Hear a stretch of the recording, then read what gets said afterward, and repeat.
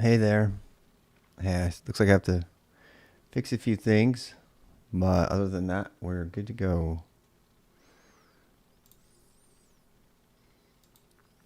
I only have a couple hours today, hour and a half or so. So we'll be doing some of this. I got a little bit of a leak going on with my green screen, so let me fix that. How are you guys doing? Y'all doing? I know it's not you guys. I'm not supposed to say guys anymore. There we go. All right, so the goal for today is just to get the cleanup. We're going to be cleaning up the rest of the Protobuf, which we pretty much finished last night. So now it's just going to be a matter of seeing what we're going to be doing there. And yeah.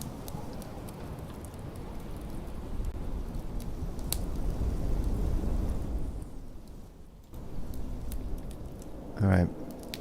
Let's see how the sound is too. Testing 1, 2, 3.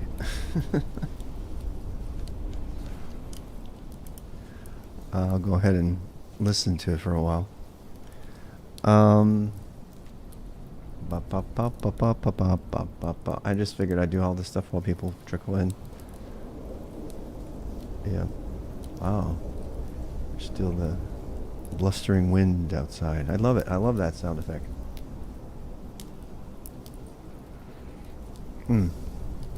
That's exactly what I needed. Okay. Let's move on here.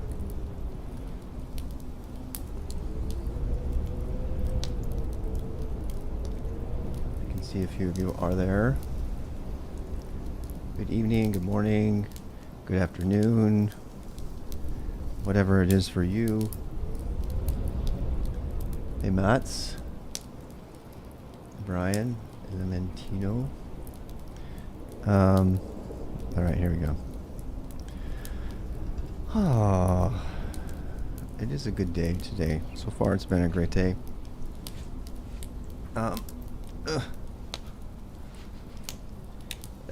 This sound effects keep me sane while I do all of this craziness. Sometimes it's more crazy than others, but yeah. So let's get situated here. We were looking up doc generation for Protobuf last time we left. I just need to read a little bit about what the format is for doc generation, since I'm now at the cleaning up I'm at the cleanup stage, kind of. So I don't want to spend more time than necessary on that. Question about a book. Thanks for the tip on the book on C. It's really good. It's helping me a lot. Are you talking about the Head for C? Yeah, Head for C is a fun book. It's not the first book that most people would recommend. A lot of people would recommend something more serious. But I'm a big fan of the Head First series. They just embrace the crazy, the silly, and it's actually shown to help you learn better if you associate, like crazy things like that. So I'm not gonna put that down at all. Eventually, you can pick up the more, difficult C books. Yeah, it does, and that's one of the reasons I like the series. It's kind of like a thing that you have to do if you're gonna use it. I mean, you have to be kind of silly if you're going to be an author for them. You can't be completely and totally, whatever, all full of yourself and like other authors are. That's actually why I like mastering algorithms in C, because it's the guy who wrote it. I forget his name right now, but he's the same way. He's very, very down to earth. It doesn't really buy into that whole, academic pumped kind of thing. I got a tip for learning algorithms. Two things that I've found that are pretty good. So mastering algorithms in C, that's the book that I recommend the most. Here it is. I'll go to the front page here. Wait, can I go up more? Why are you not letting me go all the way to the top? Home. Nope, that's it. Guess not. This doesn't have the cover on it. It's kind of unfortunate. Yeah, mastering algorithms in C. Modern C++, no. I'm not a fan of modern C++. There are a lot of people who love C++. Like, you know, Strager comes to mind, and a bunch of, and I just, on Twitch anyway. And I cannot. Yeah, I am. I agree with Brian there. I'm trying to be nicer about it in my, as I tried this year to follow my own code of conduct and be, less mean. But yeah, I just not a fan of C++ at all for anything. Nothing. I either want C or I want, Go or Rust.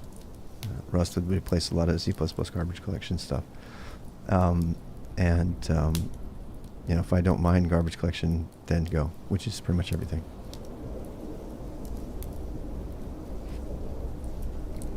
All right, so close this up. Something is off about the way I'm sitting today. I gotta figure this out. Come over here a little too much. All right.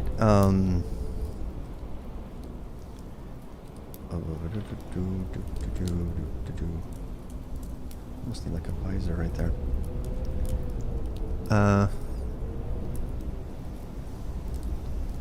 Let's see. So. Oh, we were looking up documentation because I'm polishing all of the stuff now. And I'm trying to find the official document generator. Protoc gendoc. Tanya was not here. He's the one who turned us on to this idea. Hey, Fluffy. What Twitch accounts as a viewer device you are using? Because I doubt if open to multiple tabs with your stream open that would increase if your account. I don't care about my viewer count. First of all, at all. I would not be banning raids and dropping affiliate with 300 subscribers if I cared. So thank you for the thought, though. People will find me who need me, and I believe that. I believe that. I've made a business off of that, actually. I haven't done any marketing on skill sets that I know. It's all word of mouth. And when people truly need to learn what I have to offer, they'll find me most of the time. I'm not against putting stuff out there so people can find you. That's kind of a rule of the universe, right? You can't be discovered.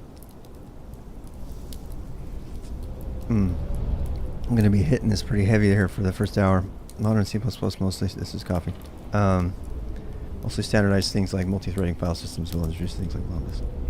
Yeah, the fact that they had to introduce lambdas in an object-oriented programming language in 2020 or ish is just crazy to me. So, I'm not interested in C++ at all.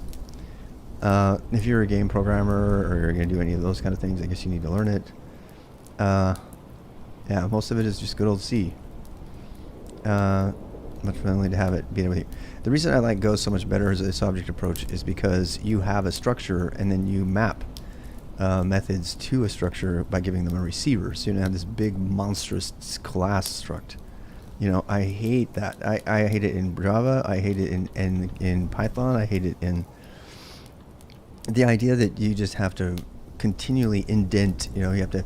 So in Java code, you have to indent for the class, then you have to indent for the exceptions, indent for this. So you end up with 4 levels of indent just for basic stuff that's built into the language. I do not like that. It makes the code very hard to read, and I just not a fan of that at all. All right. Thread's probably cool. It's about time they did it, though, right? Yeah. Yeah, I don't know. I don't know. If you're looking for concurrency, you're probably not looking for C++. But then any game programmer would tell me that. Anyway, it's not. Look, I'm not going to bag on it anymore. I just don't like it, so I'm not going to use it unless I have to. I would rather code Rust any day than C++, and I know most others people would too. So, despite my complaints about its syntax as well, it's not particularly cleaner than Perl, for God's sake. That's my favorite thing. People who slam on, you know, people who slam on Perl like, oh, it's completely dense. You can't read it. You know, why would you ever write in this? And they say, and then what do programmers say? Well, it's just because you don't understand it. Who else talks like that? That's exactly how Rust people are.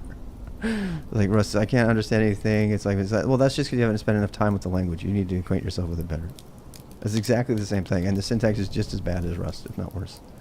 So, I mean, the Perl, that's Perl. Let's read about Protoc generation. And I think I'm good enough on the headphones for right now. Take those off for a bit. Anything positive, explain positive, yes. We're looking for Protoc document generation. And we're going to look for, let's see.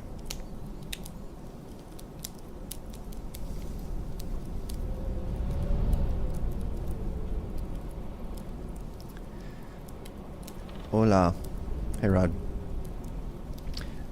It's okay. I mean, I'm as fast as it can go for a project where I've never coded anything in Protobuf.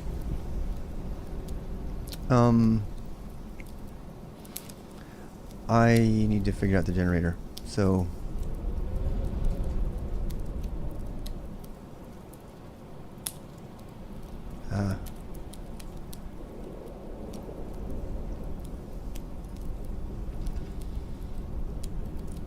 how to generate source code. It's a Medium blog. At least you can read them. Oh, why? Why is this color?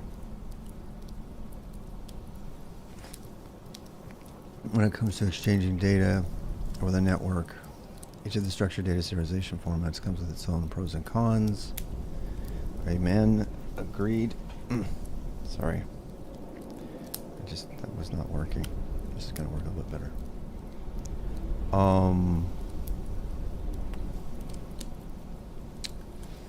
From the terms of storage, each of the structures, yes, creating a source code, let's go planning documentation with the, it's a plugin, ProtoGenDoc plugin using Gradle. Ugh, I don't care about those languages, but I want to see how to do Protoc. I mean, the Protoc gen buffer. It has generated Java source files. Yes, got it.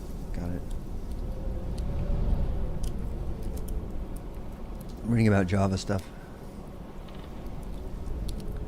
Getting the source file documentation from proto files. Got that. Proto buffers, Protoc, Gradle, install. Oh, I want to. Where's the read about it? Where's the reading me? Are you kidding me? You know, I'm tired of like useless blogs. Nope. How to generate OpenAPI 3 documentations from Protobuf. That looks interesting. Is it going to tell us about, where's the doc? Let's go search for doc. Oh, you know what I forgot to do? Here, give me a second here. I need to turn on screen key so you guys who don't know VI and stuff can kind of follow along. This is a tool I just started up which lets you kind of draw. It's called Slop, and it lets you draw on your screen where it is that you want stuff to appear. I guess I could put it. Oh no, that's gonna be. Is that gonna be behind me? Yeah, that's fine, I guess.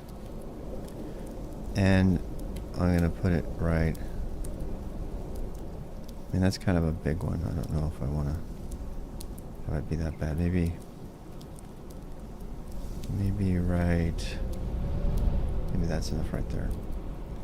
You know what I'm saying? Let's try that. Alright, so then you grab this thing here. And then I'm gonna, VIC is just VI which. And then I'm gonna VIC my screen key command. Schlop. We need to make a version of it like that, right? And I'm just gonna change to all this stuff here.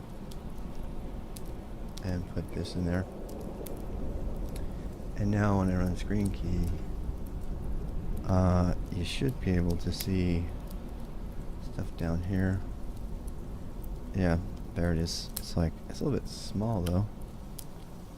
Oh, I wonder if I could get it to be bigger. You see what I'm doing down there? Can you guys you can read it though, right? But it's just hard to read, so I want to bump up the size a little bit. And we'll do, I don't even know if that makes a big difference or not. I'm gonna try it here. Yeah, let's try that. There. Still, that's not much bigger. The heck? The heck? Okay, so I know that if I turn this up a little bit, can't remember which one I need to turn up though. I think it's 465 by 51, 897 by 1028. Actually, backspace though. Backspace does actually backspace. No, it does depending on what you're doing.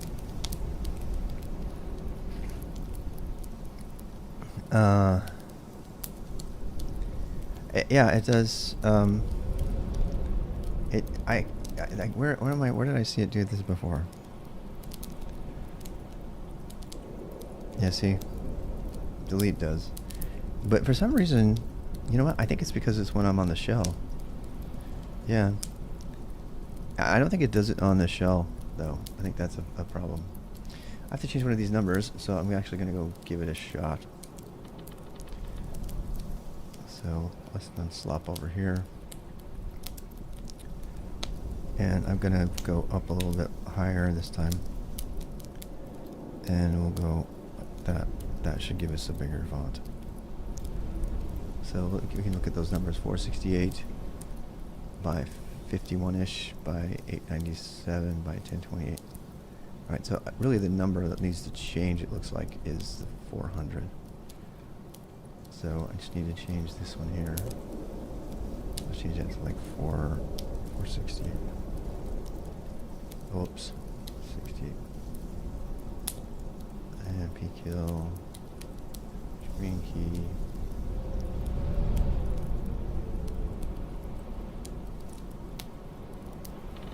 No. No, there's a lot of young people who use HJKL, because if you're not using HJKL, you're not using VI. I wish there were other people to tell me that, to confirm what I just said, because there would be, you get like guffaw of laughter. You would have people laugh you out of town for saying that. I'm not trying to be mean, Brian. You know I love you, but that's why you do it. You do that because you VI all the things, and then you know what else you do? Set -o VI. The more you know. Now my whole history is just a big VI session. Yep. People don't know about that either. Professionals have been in the industry 4 years, don't know that. Mac, are you there? I'm giving him a hard time. There's lots of stuff I didn't know, but that was like one that...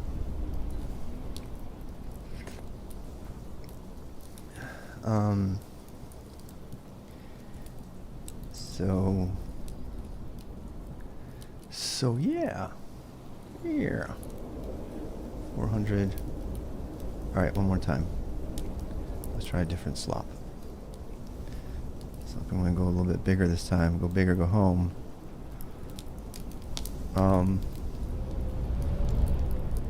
47. What? That doesn't make any sense.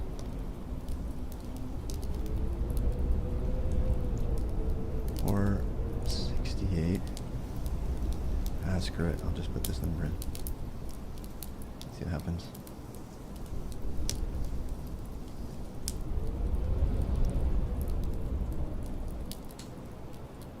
Oh, that's better. Oh, yeah, look at that. It's like nice and centered with the other one. That's perfect. This is X, yeah. These are, if you don't know, X here's what I don't like. You're right on the backspace. You know, I kind of want to change something. There's actually one other thing I want to change. Oh, hi, Hong.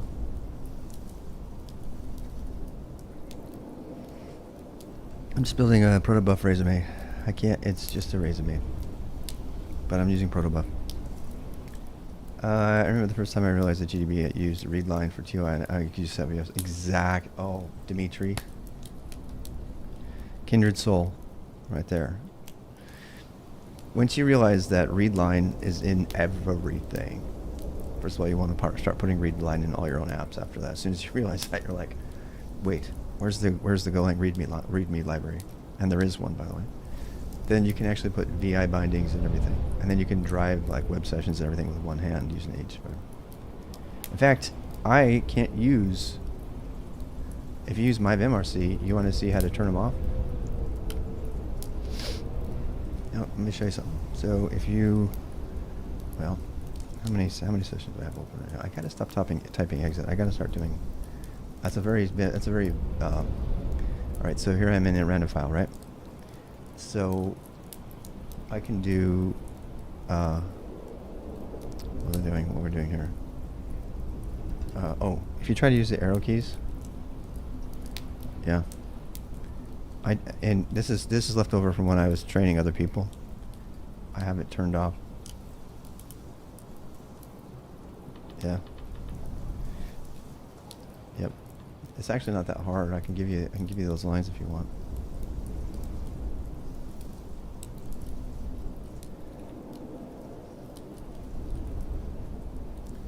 There they are.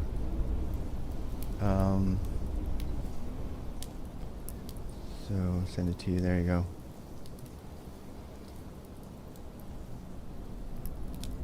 I'm still stuck using the. We're not going to talk about the advantages of that. If I can let the rest of the chat talk to you about that. That is why you use VI. Yeah. Well, I don't know. Let's start with carpal tunnel syndrome. How about that?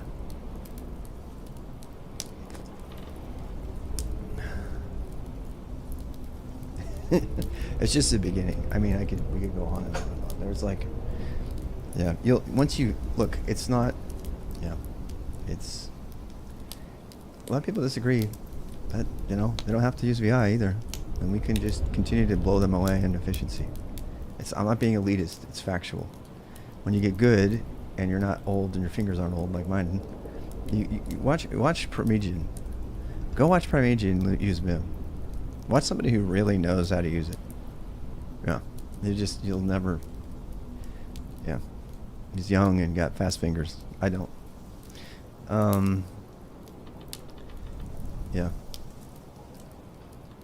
API generating Protobuf. I want documentation. Google has repository. Yeah, this big font thing is taking a while for me to get used to because normally I have my screen chopped up into different pieces. But I think it's better overall for everyone because you guys will be able to see things better on your tiny little screens.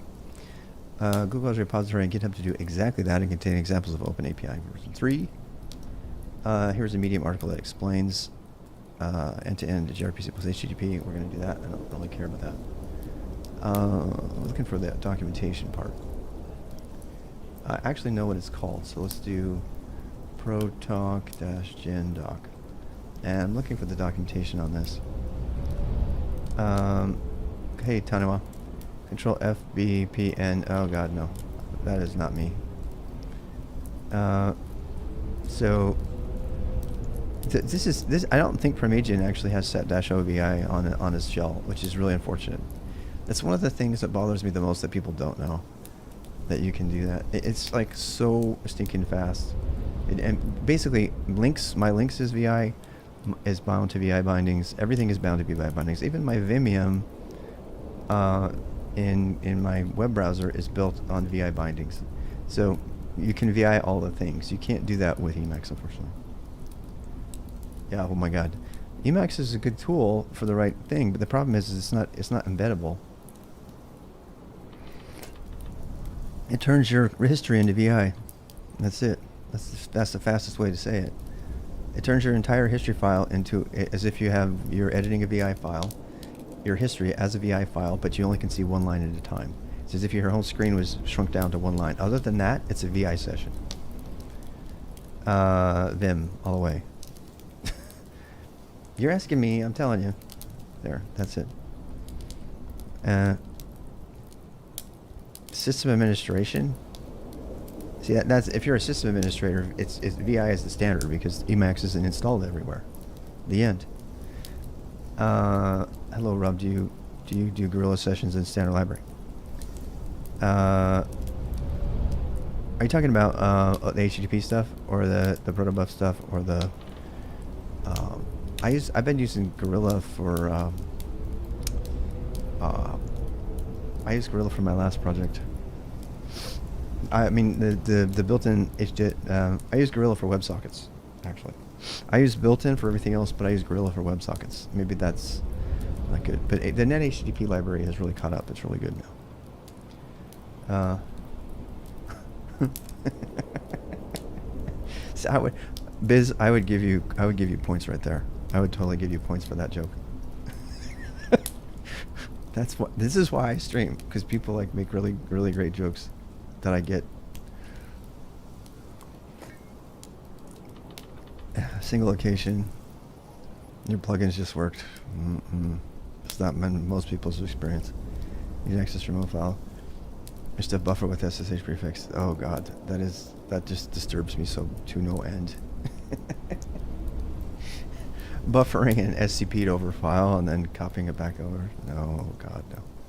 I'm fine. I mean, I have never met a system administrator who used Emacs. Not one. Not one. A professional who's been doing it for multiple years. But you're the first. When we do programming, you know what I have? The people who use Emacs generally are people from the community of the academic community, people that are writing just software like Stallman and Torvalds. They just sit on one computer and code all day. Makes sense to use Emacs in that case. Yeah, that's awesome, Taniwa. But as I said, you're the only human being I've ever known use Emacs as a system administrator. And I know many. So if you did it, you're very, very awesome. How goes it? Hi, Stupak. My needs changed. The really crazy thing about that, Taniwa, is it's like that is the exact opposite of what I've heard most people do, and I am not slamming you. All right.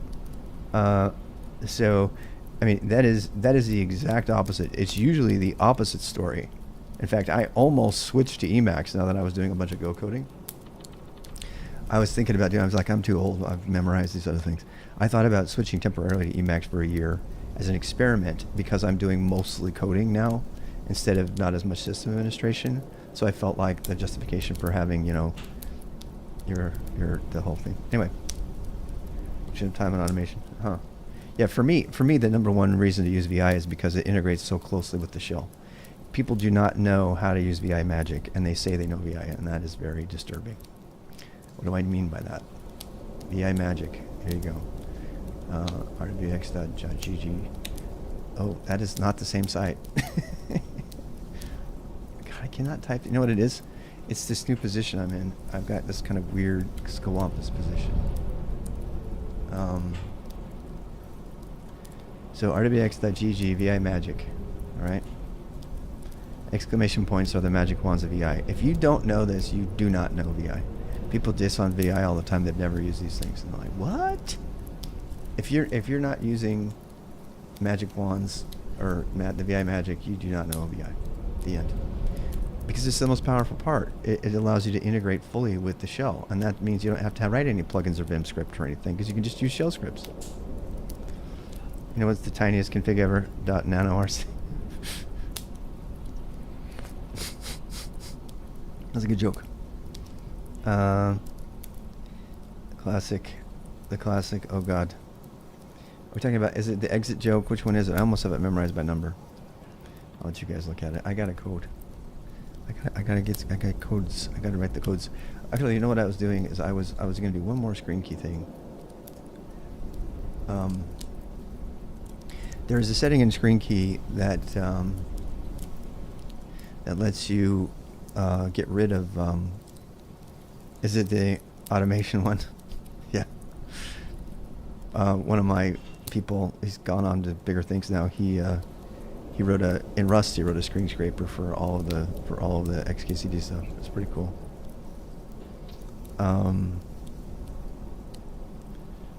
Screen Key is a screencast tool. Player. Yeah, no, that's not what I want. Whoop. Screen Key dash. I hate dashes. Can I just say? I hate them. They're unnecessary. I wish we could get around them. Really? That's what you're gonna do to me? Am I running 2 screen keys now? Please tell me I'm not. I am.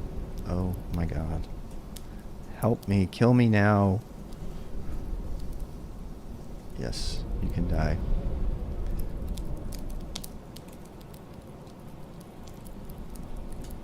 Alright, so let's do... Did I not just do... Oh, I know why. User error. User error. Oh my god. Alright, so... Oh god. Infim added trim. Oh, it's a joke. It's a joke. Okay, I get it. A little slow today. Took me a while. Screen, font destination, font color, background opacity, ignore key sim. I should probably put ignore backspace, but I'm not going to start disable. There, where is it? Geometry. There's a setting that it's not multi-line. It's not no white space. It's not viz shift. What is this? I'm looking for a setting here. All right, see you, Tiny One. I'm just cleaning stuff. So I'm looking up documentation. That's what I'm looking up. Yeah, I gotta go 4 anyway. So timeout seconds. I'll be back tonight later, of course. But position, persist, make window persistent. Outside geometry. There's something I'm looking for. It's like the repeat. There's like the repeat setting, and I'm trying to find that.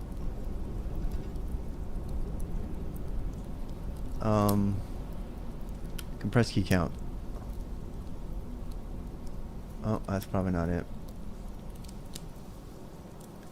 No, it doesn't look like it.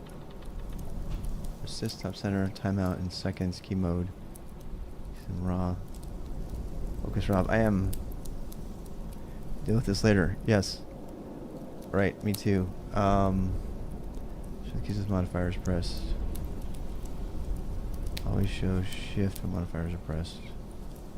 The visualization mode. Show settings log on start. Yes, I need to get back at it. You're right. This is too much. This is too much. I agree. Compressed key repeats into after the specified count. Yes. That's what I want. Okay. Whew. I almost didn't make it in time. People getting irate. They want to do the resumes. But yeah. Now I've got it, so I can add it. After 1, if it even repeats 1 time, I want that. Yes? People entering the building. So there. Where? And now if I do this, it's like tells you how many I typed, so it doesn't like. Very good. Very good. I'm satisfied. Oh boy. Oh wow, it refreshed automatically. Oh, I must have added something that does it. I don't remember doing that. My head's in the way. All right. We were reading about. We're trying to read about what we're gonna do here.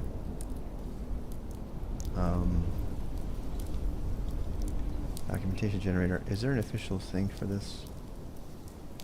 Not Travis. Supports protocol 2 buff. Yes. See examples. I'm going to try the examples. I'm going to give in and punt and open these with the graphic editor. And just cause. Just because. I still want to be able to see what you guys are saying. So open up another one of these. Paste and go. Doc. Proto. Templates. Oh god. Please tell me it doesn't use long comments like C in Java. It does. It also lets you use these kind apparently too. You see this? Why would you do that? Why not that? Does it not see those? Wait, why does this one have 3? That one has 3. This one has 2. There's that good old C style. I really hate that style, by the way. It's just hard to read. Looks like we've got it. This file has messages for describing for customer. I have a feeling that 3 is like, let's see. There we go. To use or this to document messages, fields, and enums. That means if you use 3, that they don't get added to the documentation. Aha, I see what they did there. Well, that was fast. I'm going to go ahead and document that for myself because that was way too painful to find. So, make a note about that real quick, guys.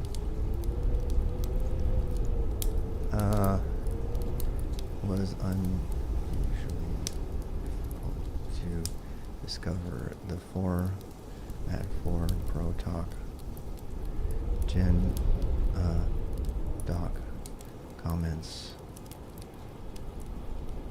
So here it is. No, it doesn't. I think it does not. I think it's the opposite of that. I think. Because look, if you look at the comments, here, we'll try it, but down here, I don't know, I think you might be right, because look here. Second address line, address town, address country, if applicable. So this uses 3, represents a mail address.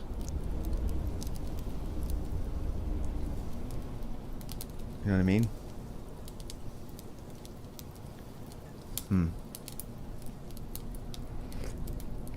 I don't think there's any format for you to put comments in here that aren't going to land in the documentation.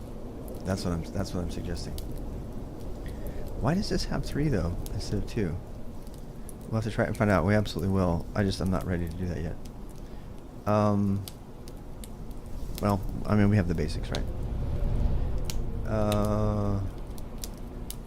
Forget this comment, actually. I wonder if ProTalk has a syntax for this. It probably does.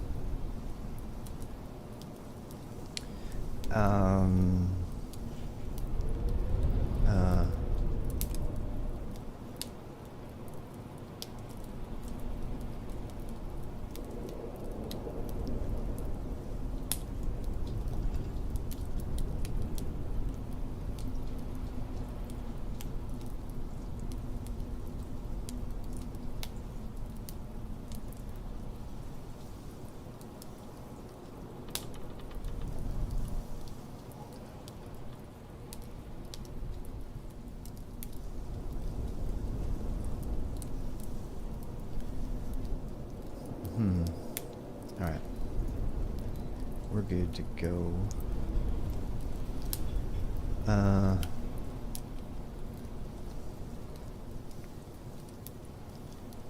My fan comes on when I compile my notes these days. Because I fork bomb, it's like big file. To Japan to port. It's essentially a fork bomb. It's just that's all stuff I need to rewrite because I want It just uses backgrounded processes. Okay, so there's the JSON, which I don't know if we're going to need that anymore. We shall find out.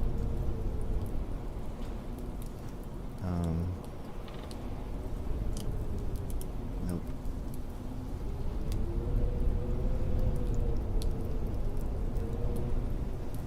Wait, what's up? Why is that a thing?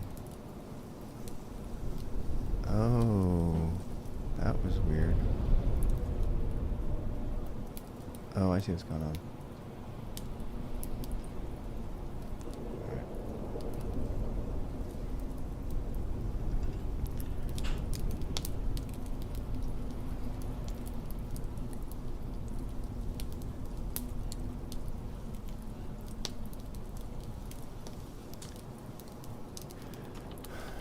All right. Let's see what we got here. What do we got here? It's gonna start cleaning. How much time I got? 40 minutes. I can do this. Let's go top to bottom. Package schema, timestamp proto. Wait, I thought we didn't have to import that. I thought it's a built-in. Well, we're gonna find out. Resume has. I'm gonna have to fix all these numbers. Is there a faster way to do this? Probably. I don't. I'm gonna just have to do it the hard way. I don't feel like writing a tool for this right now. I'm telling you, this is going to be the most laborious part of maintaining these things, and I refuse to believe that there's got to be a tool out there. If there's just a quick Vim plugin, I'm going to go find it. Vim auto number Protobuf.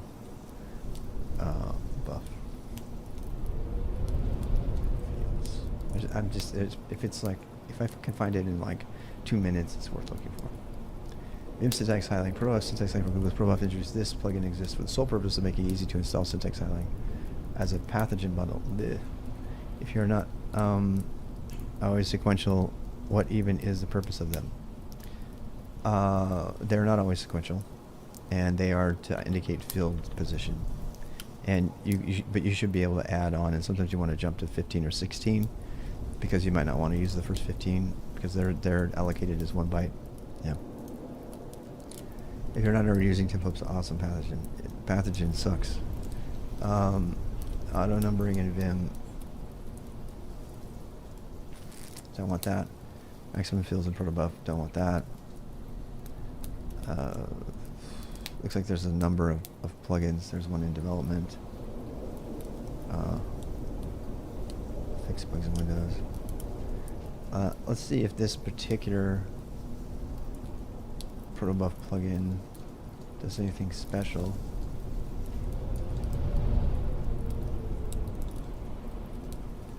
Protobuf. Let's see, Fundle. Yep. Vim syntax highlighting for Google's Protobuf. Well, we already have that. So, so what else does it do? Nothing. Really? That's all you got to say about this? Seriously, that's all you have to say about this thing. Alright, fine. I'll put it in. If it does something fancy, you know what? Let's do some research on it. A bit more research on it. Oops, I gotta put that in quotes. I'm gonna search for that. Add indent. No. Okay. This looks like some sort of write-up. Let's look at that.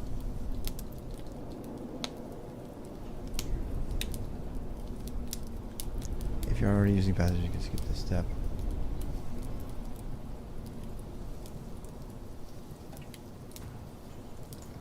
Looks like nothing actually. It just looks like a summary. Yeah. Imported by blah. Technology moves fast. Subscribe. I don't want to subscribe. the same sort of thing. This is another version of the zero non-existent documentation. I really don't want to use it because it didn't even like do minimum. It's 6. I think it's probably just syntax highlighting. Is what I'm guessing. And so far nothing.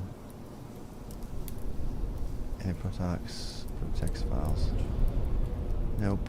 Profile ASCII-NUMA. That's really cool. If you haven't used that, by the way. Base bin, image board, and a file. You know what? Screw it. I'm not doing it. I'm gonna have to do it by hand. It's another thing I'm gonna have to write my own self. My very own self. I'm gonna have to write. You know what?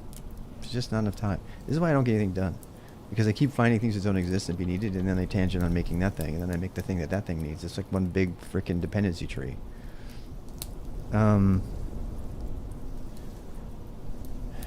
I cannot believe there is not a tool to renumber. I imagine because it's dangerous, but like in the early stages of a project like this, you know what? I'm making it. I have to make it right now. You can sue me. I have to make it right now. It's not even that hard. It's not even that hard. All I have to do is make a quick little shell script that says every time there's an equal sign, initiate the count and increment it by 1, and then just make all the counts line up. It's like a super easy shell script. So I want to do it, and you guys can be mad at me all you want, but I'm going to do it because this is insane. Okay, so let's think about the algorithm. The algorithm says, okay, for each line, if there's an equal sign, look what the number is, and we're going to make it so that we have to pass a whole section so that it initializes the first one as 1 and goes on from there, because that's the most common case. Yeah, we're going to do this in Bash. It's going to be like that in Bash, and then it's going to say, but we have to be careful because we don't want to. We want to find the first equal sign comparison, and we want to assume that there is a space before the number. That's it. Everything else is like really easy. This is a super easy shell script. In fact, I'm going to put this shell script in here just because I don't want it to be too far from something. So let's call it protonum.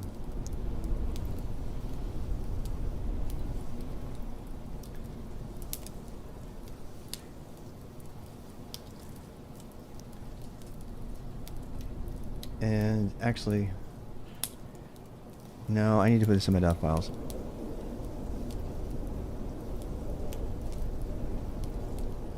Actually,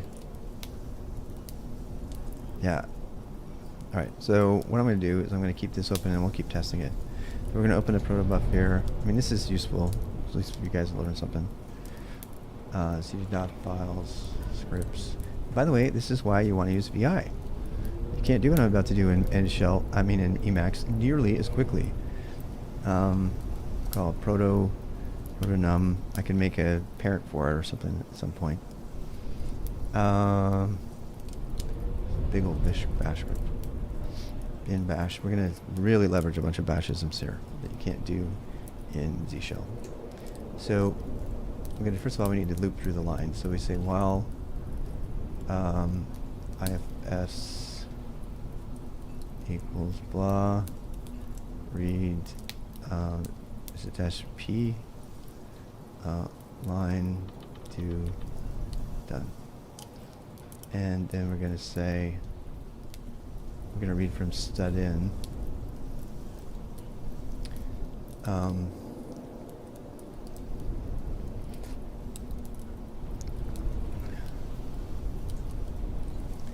echo line. So for right now, we're just going to keep it the same. Now let's make sure it's working, right? So exclamation point. You're going to have to look at my screen key on this a lot if you want to understand what I'm doing. So, okay, so you see how it didn't do anything? That's because it worked. So that's just me validating. Wait, proto. Maybe I didn't run it. Protonum. Oh, I got a problem there. Permission denied. Oops, okay, so let's go back. mock, so just use chmod plus x. Proto num. Alright, try it again. Bum bum. And proto num. Didn't print anything. So something wrong with my line. Read. The file separator. I think it's dash R. I can never remember. You have to put something there so it doesn't split the line up. It can make you have a bad day. Proto num. There. See, that worked. So that ran and replaced it with itself with no changes. Okay, so now what we need to do is detect it. So we say if, actually no, we don't need to do that. We can say, there's lots of ways we can do this. Thinking about all the different ways we can do it. So,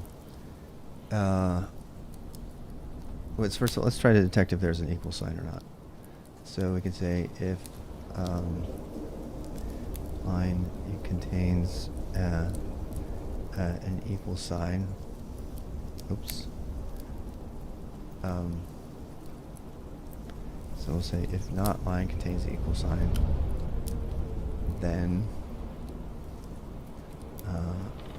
just echo the line. I have to do this so that we get any white space or whatever.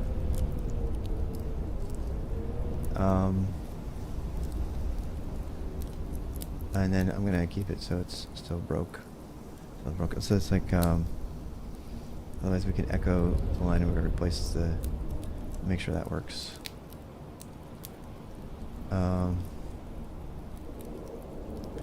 Echo yes. All right. So boom boom. And proto num. All right, so you see how every line that had an equal sign got prefixed and the other ones didn't? So we can do that. Now we got what we want. So, and then we need to do continue. Right. Make sure I didn't break anything. So this is how I do my testing.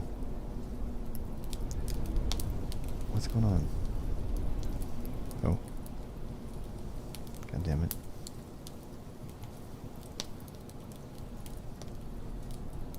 I'm messing up somehow.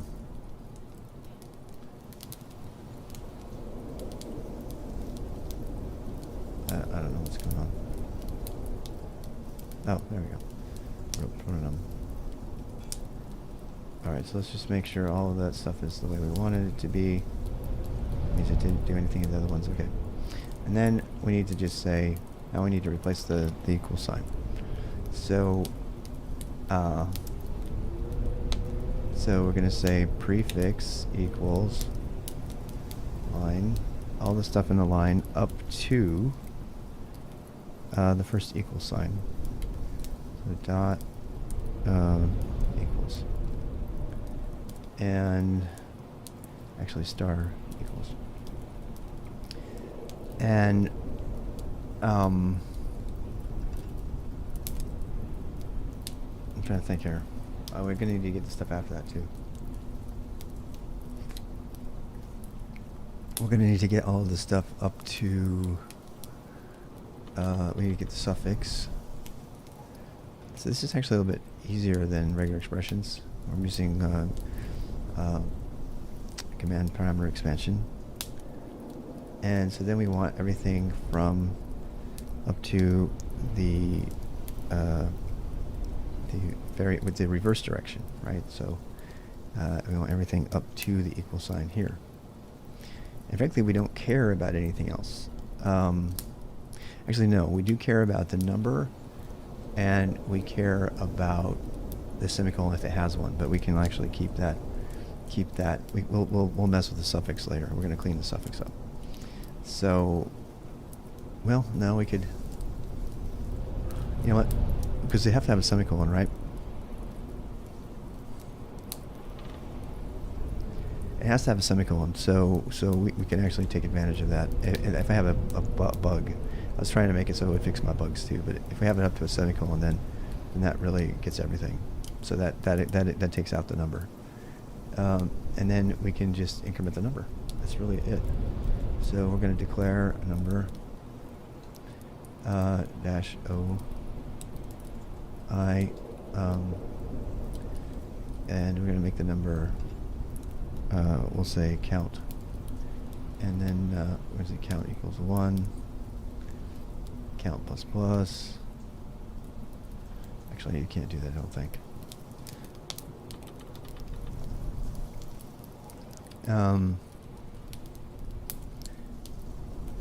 I can't remember if you can do that in Bash.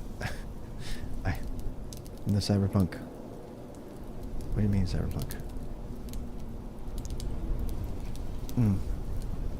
Not today. So echo, we're going to echo the prefix. Actually, I'm going to use Google Styles for this. Google Style Guidelines call for this really verbose, but very nice usage. So I'm going to do that. Prefix, and then we have the count, and then we have the suffix. That's it. That's really it. It's not that many lines of code to fix this. So I think my count and increment is probably off, so I'm going to try that. Protonum. Alright, it did our count, but it didn't print the other stuff. You see that? So, oh, it did. It forgot the line return. Oopsie. Alright, let's do the line return. So what? If it work for lines you haven't numbered at all. Yes, it will. As long as it has an equal sign, it will do it. Yep.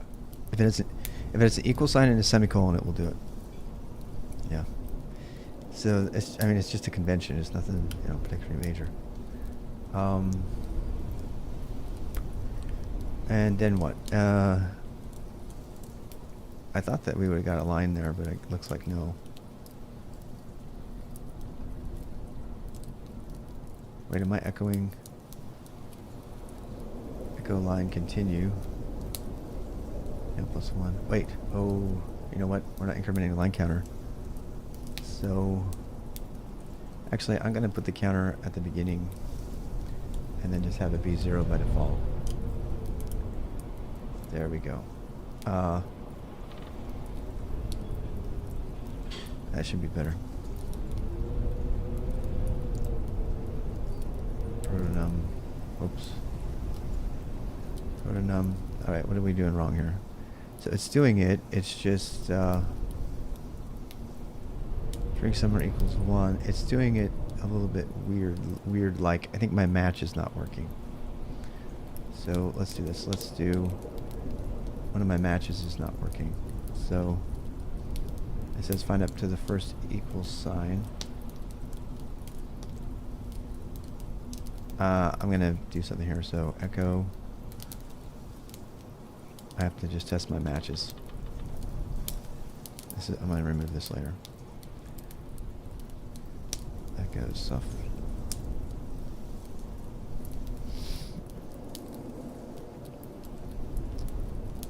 Wait, what am I missing? Oh. Why did I do that? That's dumb. Alright. Protobuf. Protonum. So the prefix O.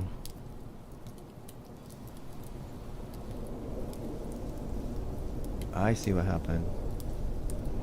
I've got it backwards. And this suff string summer equals 1.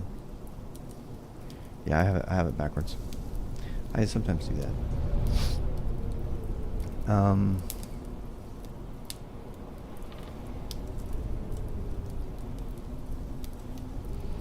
Think about this.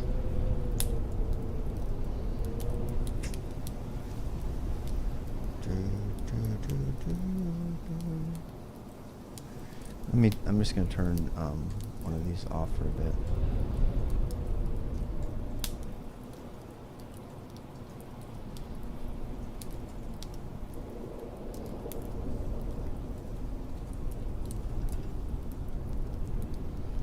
string summary equals 1. I have it backwards.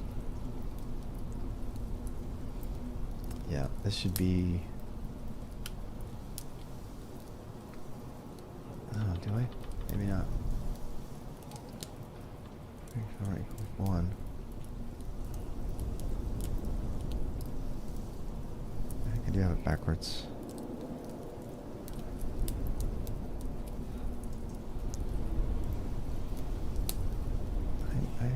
I don't think I do though. That's to be the first time. Still grabs the whole thing. I'm not making the match.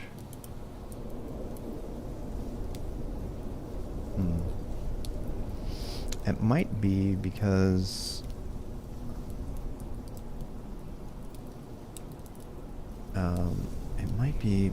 of the escapes.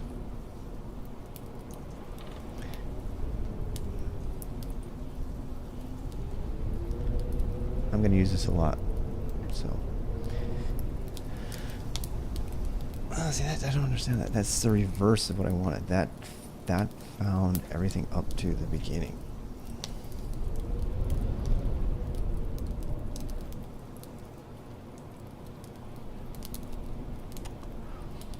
Huh.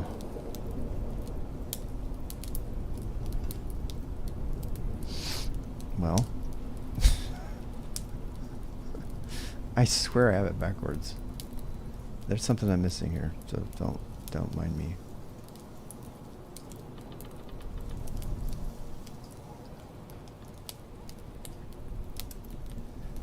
I might have dyslexically switched them around in my head. I do that a lot. Yeah. I must have, because this is working now.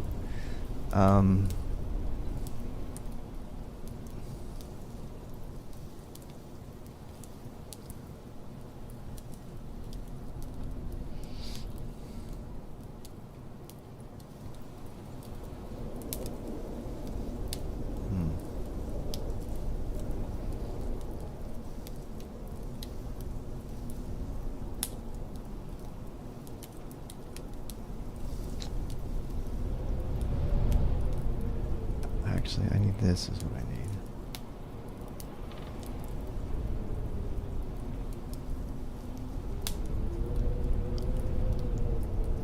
Oh boy. Why do I keep doing that? Protonum. Summary. There we go. Alright. So now we need the suffix. I had it screwed up.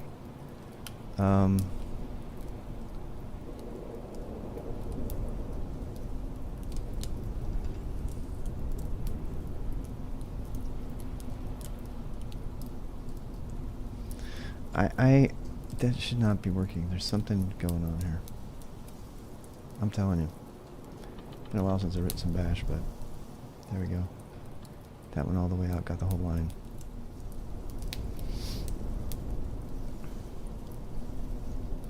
It looks like I have it backwards. So the prefix, I want to chop off the suffix. Okay, so chopping off everything up to the equal sign. And yeah, so we want the prefix, and then what we want to have an equal sign and then a count, and then the suffix, which goes up to and includes. I'm gonna have the I have to put the semicolon back because this is why I watch. That suffix is going to be this one, but we're going to need to have it be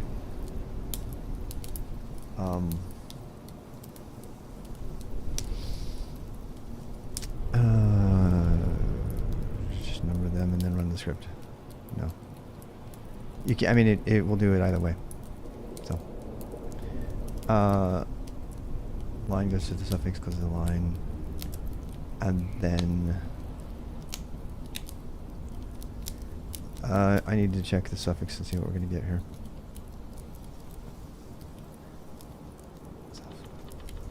my bash is rusty. I used to. I swear I got that backwards. Yep. So that got the number and everything, including the sim. So that went to the equal sign. But really, what we want is we only want to go to the semicolon. So we have to change this to semicolon.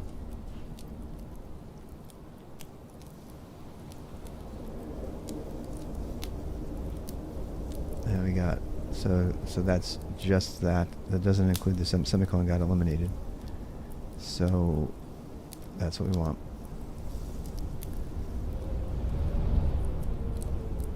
And then we paste them all back together. And we should have it working. Except for it started at 2. 9, 10, 11, 12, 13. It also put 2 spaces. Okay, so get rid of that. We're very close.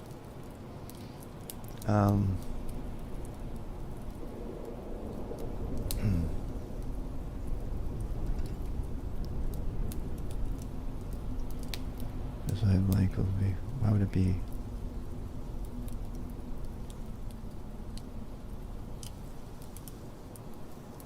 Yep. Anyway, this we don't need this one here. I assume we have a space there. So I have to mess with the numbers still too. I haven't done that yet. Num. Boom. It starts at 2 though. Hell, if I wanted to, I could justify these over here. This stuff over here, I could actually I'll make them so they all justify. I should probably do that. We can add that later. So yeah.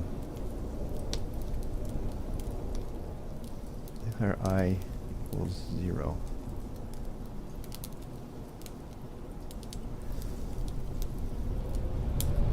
That does not make me happy.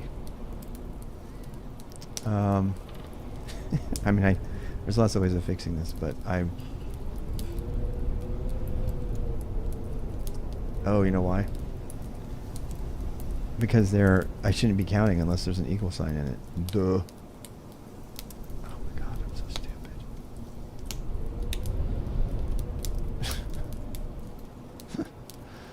It's one of those moments, people. One of my not very wise moments. Proto-num. There we go. All happy. That was fast, right? So let's go find another one. Where's another one that's fucked up? I mean, screwed up. Now this one repeats at 16, so this is why it's probably not a thing. Because if you do this, if I do proto-num, it's gonna like make that a 5. You see that? So if we go down here, ooh, here's a good one. Let's try this. Proto-num, boom, 1, 2, 3. Let's do this. Oh, look at this one. Oh yeah, there's a good one. Watch this big mama. I almost need to take off that centering thing. I think that's gonna, you know what, this is driving me crazy. Cause this whole buffer, I don't like moving around like this. It's like giving me a headache. Because the screen's so small, so give me a second here.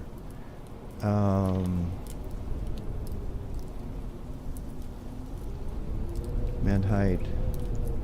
No, where is it?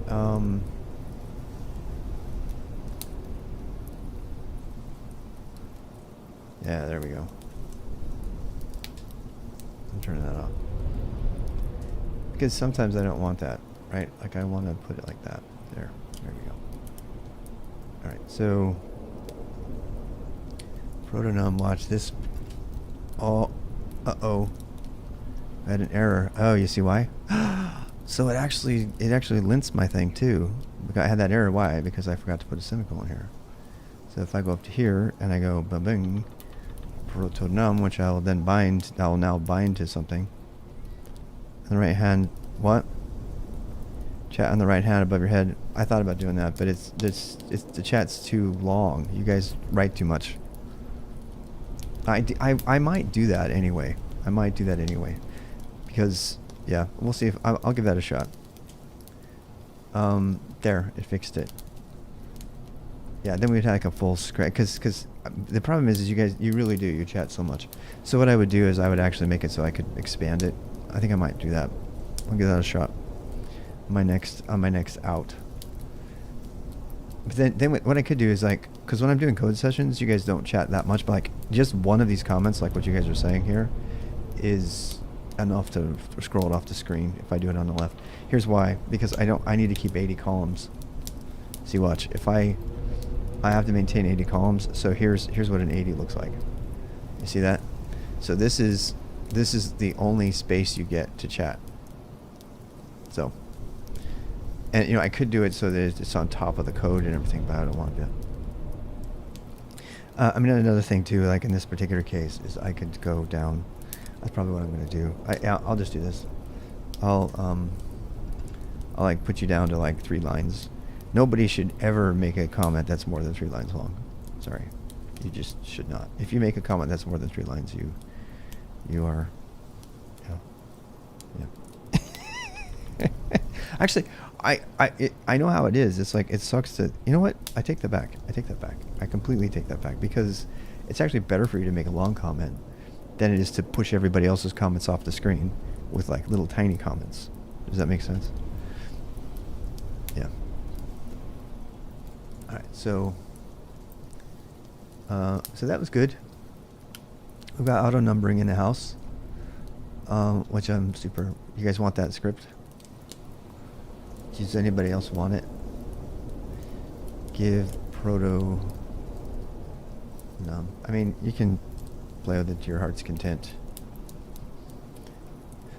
But that's that dumb little script we just wrote. And I mean, it does lots of fun stuff. So endorsement, here's another one, right? I don't know if these are going to be the ones, but then I just need to map it to something else.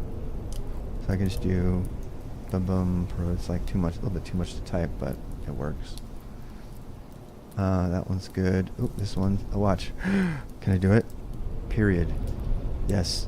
I can go to all the ones and just run a period. Period. Renumbered.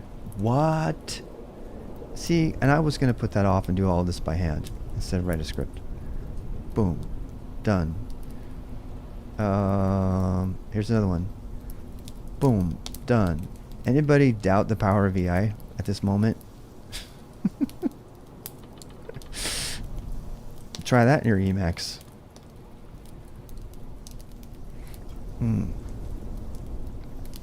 Okay, one. That is what I'm talking about, people. That is shell integration in VI. And I'm so happy that, I mean, that made really short work of what I would still be typing around. Oh wait, this is one. I'm gonna go ahead and do that one too. I don't care. Actually, tags is supposed to be first. We decided tags was always going to be the first thing. So now I can renumber. Protonum, boom. Yeah, if I want to get really, create an ex.io. There's no about. You just go to ex.io. Just links, ex.io. I don't know who made it. I don't care. No, I don't put anything out there that is, dangerous. I guess it could dox IPs but you do that anytime you use a web browser. So yeah, it's pretty damn awesome. I'll say that. All right, here's one. Period. Done. Oh, look at this big a monster. Let's do it. Period. Done. What? Seriously, I'm gonna make a rule for contiguous line alignment. It's gonna be cool. All right, so I'm almost out of time here. Again, this has been mostly a cleanup session, so I'm going to continue to clean up some more here. I've decided to make tags the first entry everywhere, just cause. So so I can tell whether something has tags or not really quickly. That might be a bad idea, but I kind of want to put all of the fundamental types together as well. The script from inside VI. Yeah. Let me tell you how to do that right now. So links rwx.gg/VI magic. Okay. Go learn it, love it. You do not know VI unless you know how to do this. I maintain you do not know the most powerful part of VI unless you know how to invoke scripts and send filters and replace them with the output. Just one little moment, since we're kind of winding down. Let's say I wanted to just write, I don't know. So I can write code right here in any scripting language. Anything that could be passed from stud in. So I can do for I in 0, 1 to 20. Do echo item $I done. Right? See that line? Now check this out. I can run that code from VI and replace the code with the output of the code. Bang, bang, bash, send it all to bash, enter. Let's see you do that in your Emacs. VI is hands down the dominant editor of all time, and or Vim in particular. And it's just, there's just no debate. There's no debate. You cannot do that in Emacs. So watch. You can do it with Python. So what is it in Python? So for I in range 0, was it, comma 10 colon print. Well, I can even do it multi-line. Print item. Wait, I don't know. Comma I. Completion of IO. Autocompletion is the root of all evil. If you like autocompletion, you need to not like autocompletion. There's total root. There's total. Look, I don't use completion, but it's totally in here. COC, I have it. I just don't ever use it. I forgot the keys for it. Somebody knows VI better than me can use it, but I hate it. You have autocompletion. If you see me, I've been using it the whole time. Yeah. So if you like, in fact, what is completion in VI? I know you can do it. I do it. People do it all the time. I just don't like it. Autocompletion. It's called the COC module. Whoops. My thing goes is that if you don't autocompletion. No. Control, is it Control N? Yeah, there you go. So Control N. There's your autocompletion right there. I don't use it. So M, Control N.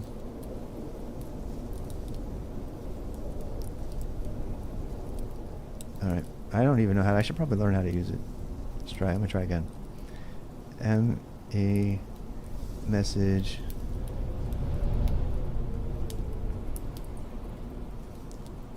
Something. Works for everything too, by the way. So what methods are in a language I'm not familiar with? After placing a dot. Yeah, that makes sense. You can totally do it though. It's not even that hard. I just don't use it because it's like one of the VI things that, it's one of these Vim things that was never a VI thing. And so since I know it, but you're right, I should probably learn it. It was not that hard, man. I just pushed M, Control N, boom, there it was. And you can just kind of, I'm just spamming Control N, right? To get to the thing you want, and then you're like, boom, boom, boom. Now you've convinced me to start using it, so you get points. We're seeing other languages, small libraries, yeah. But there is, for C, but for Java, oh god, yeah. For Java, it makes total sense. You have it, though. You have it. Look at that. I did it on a completely blank line. How about that? Oh my god. You've convinced me to start using this for languages I don't know. Look at this. There's all my symbols right there. All of them. What? I'm gonna start using that more. I made a resolution like about a month ago that I was gonna be okay with using Vim isms. Yeah. Portfolio. Ooh. 10. What's the flag to change in VI and then to activate COC? Well, it's control N by default, so it's built into most things. But if you don't have it, I think it's a module. Let me go check. No, we're about done. We got that. This is a good stopping point. So we got everything fixed. I think it's called COC, but I don't know. Pandoc, ABNF, Orcish. No, it's built in. The stuff I'm using right now is built in to Emacs in this day and age, but I didn't see VI doing anything that can't be done quickly via Emacs Lisp. I'll tell you what can't be done. You can't even turn it on a machine where it hasn't been installed. How about that? Let's start with that. What are the chances of your Emacs Lisp being installed on a cloud system that you don't maintain and didn't install at all? People think that you can just go in and make changes and install software on systems, and they've never lived in an enterprise that has change management. That's why you need to learn the default editor on the system. If you're ever going to administer multiple systems, and you're not going to do some fancy craziness where you're like pulling down config files, editing them, and then SSHing them back in place, which is still a violation of a change ticket system.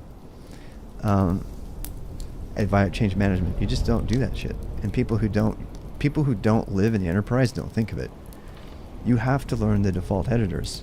The end. Can you use Vim plugins with VI? No, absolutely not. But Vim is installed everywhere, and you don't need to put those plugins on remote systems, right? This is the argument I have for learning VI, true VI, and then adding Vim for like where you would use Emacs, where I'm going to use a bunch of extra stuff. Editing directly in that context, anything more than using Nano. No, you don't know what you're talking about. I love you, welcome here, but I've never in my life, and I've seen a lot of young admins too, seen an administrator use Nano on a production system. Yeah.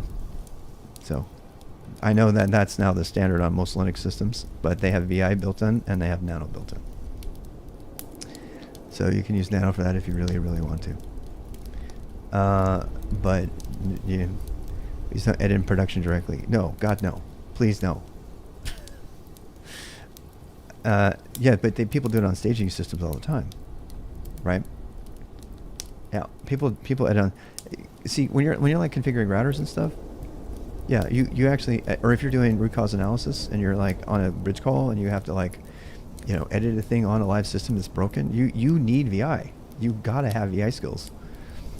And it's don't take my word for it. Go just like survey a bunch of like system administrators, like not SREs, system administrators, people who are actually responsible for running and keeping machines running, or network administrators, people like that.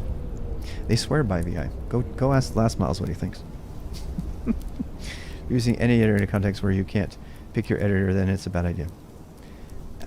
No, you should definitely learn the default editor. There's really no debate about that. I'm not going to argue that point with you, because that's an overwhelming industry best practice. And if you're not doing it, you're going to get fired. If you think that you can put Emacs or use Emacs as a system, I mean, I know Taniwa just told us that he used Emacs for all of his system administration, but that is really not normal. And if I was his manager and I saw that happening, I would be really suspicious, because in order for him to do what he's doing, he's downloading files, editing those files, and then pushing them up into production without any change management. So I'm just saying, don't do that. Don't. Look, maybe something in some enterprises has changed with this whole CI/CD thing, where people don't have to think about editing stuff in production or on staging, but you sometimes do. You have to go in there and like turn off root passwords and stuff like that. VX is a fast stage to get used to it, but yeah, it takes a long time to learn it. Tori, you're silly.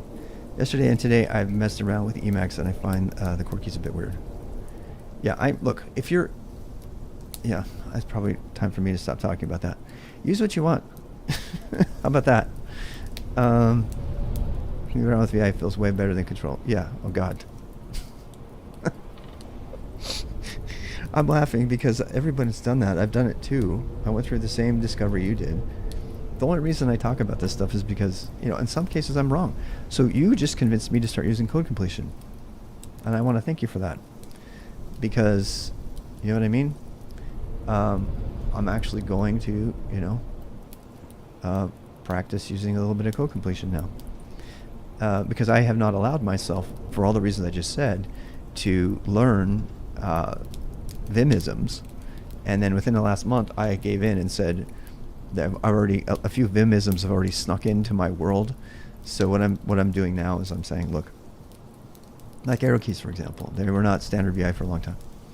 I'm going to use Vimisms and all their glory and completion and stuff like that. When I'm using like a code editing session, and it makes me more efficient, and I'm going to at least try to remember just plain old VI. And by the way, if you want to just use VI on something and you want to see how limited you are, you might want to try using NVI. Not new VI, not NeoVim, NVI. NVI comes on BSD by default. It's not installed on my system. I need to do that. So that's going to ask me for my password. But what it does is it's a... let me do this here for a second. I might have to turn you guys off for a bit. Let me see, turn you off there.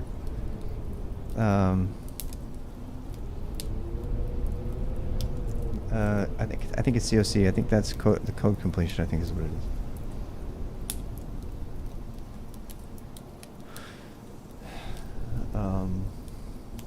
Oh gosh, it's not working. Something's not working. Oh well, I'll have to do it later. Anyway, NVI is a thing that you can use. I'm not going to use that right now. We can do it in a bit. We can do it another day. All right, so I have to go here. I'm going to get interrupted. Code completion is I used to think it was too, but I didn't see. Look, some code completion is built in.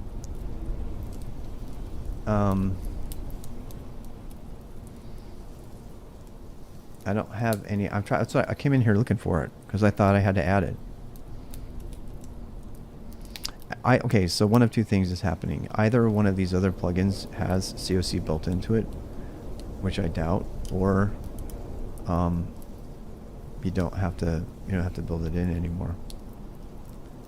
I mean, those are all. It's all my plugins. They're not there. Yeah, Vim plug. Yeah. I mean, you can take a peek at my VimRC if you want. But I need to drop. It's time for me to drop. Do you make sense? I don't. Yeah. No. God no. Yeah.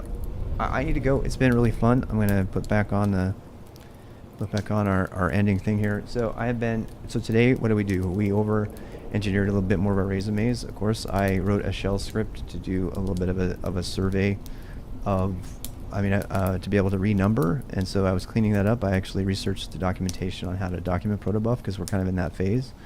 And it turns out you can use the traditional C comments for all of that stuff, including inline comments, which will be a read for protalk-gen-doc, which I haven't used yet, but now I know that I'm cleaning up my protalk file, my Protobuf file. I can go ahead and put those in there. And we wrote a little shell script to do the renumbering. We debated a little bit about editors and stuff and had some fun. So that's just a recap of what we've been doing. I have to take off now, so it's been really fun. I will be back later tonight to continue on this particular project, sometime around midnight my time, and that is Eastern New York time. If you want to join me again, I'll be doing more boring cleanup of the resume thing, but if you just want to come in and chat, love to have you. Bye.